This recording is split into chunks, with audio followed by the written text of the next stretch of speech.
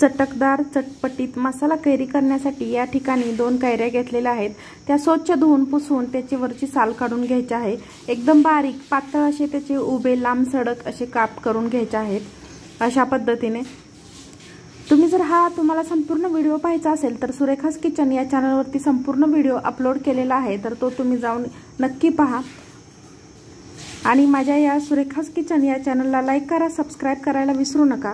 आता हे संपूर्ण व्यवस्थित असे मी पातळ लांबसडक काप करून घेतलेले आहेत। त्यामध्ये चाट मसाला, धना पावडर, मिरची पावडर, लाल तिखट आणि चवीनुसार मीठ टाकून व्यवस्थित असं मिक्स करून, हळद टाकून व्यवस्थित असं मिक्स करून हे एका ताटामध्ये किंवा परातीमध्ये 3 ते 4 दिवस असे वाळवण्यासाठी सुकत ठेवलेले आहेत। अगदी कडकडीत उन्हामध्ये हे 4 दिवस वाळल्यानंतर एकदम चटकदार चटपटीत अशी ही कैरी खाण्यासाठी तयार झालेली आहे।